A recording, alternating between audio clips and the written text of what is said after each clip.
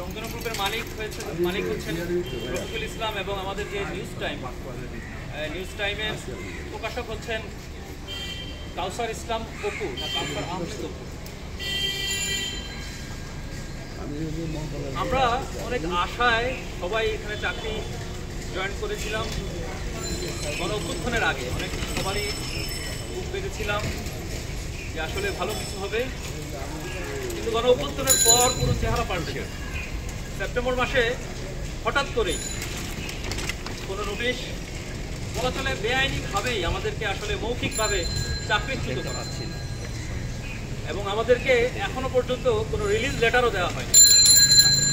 আমাদের যারা অভিভাবক রয়েছেন প্রতিষ্ঠানের তারা অনেক চেষ্টা করেছেন মালিক পক্ষের সঙ্গে, আমাদের প্রকাশকের সঙ্গে যারা আছেন ওখানে দায়িত্বে অনেক চেষ্টা করেছেন তাদের সাথে সমঝোতা করার জন্য। আমাদের যে ন্যায্য পাওনা যে দাবি দেওয়া রয়েছে সেই বিষয়ে তারা যেন আমাদের সাথে সমঝোতায় আসে।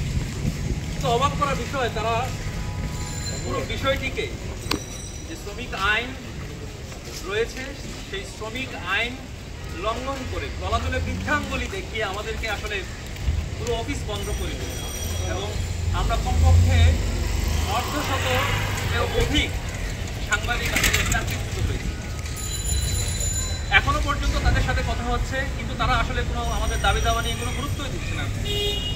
আমরা লেবার কোর্টে আমরা আইনের সঙ্গে কথা বলেছি, সেখানে আমরা আইনি নোটিশও পাঠিয়েছি, তারপরেও তাদের কোনো করছে না।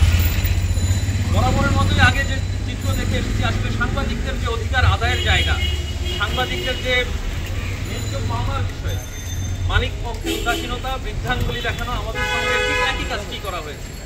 এখনো পর্যন্ত তাদের পক্ষ থেকে কোনো ধরনের আশানুরূপ কোনো ফলই আমরা পাচ্ছি না। তাই আজকে এখানে দাঁড়াতে আমরা বাধ্য হয়েছি। আপনারা জানেন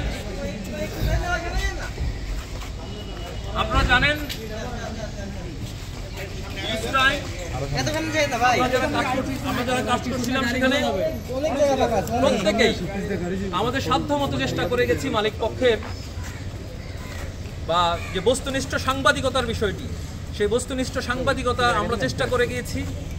কিন্তু এই অভ্যুত্থানের পর পুরো অফিসের আবহাওয়া পাল্টে যায় এবং আমাদের হঠাৎ করেই আমাদেরকে চাকরিচ্যুত করা হয়। কী কারণে করা হয়েছে, কেন করা হয়েছে, কোন অপরাধে করা হয়েছে, কোনো বিষয় পরিষ্কার না এবং তারা বরাবরই বৃদ্ধাঙ্গুলি দেখিয়ে এখনো পর্যন্ত আমাদেরকে যে ন্যায্য দাবি দেওয়া সেদিকে কোনো ভ্রুক্ষেপই করছেন না। তাই আমরা আজকে রাস্তায় দাঁড়িয়েছি আমাদের অধিকার আদায়।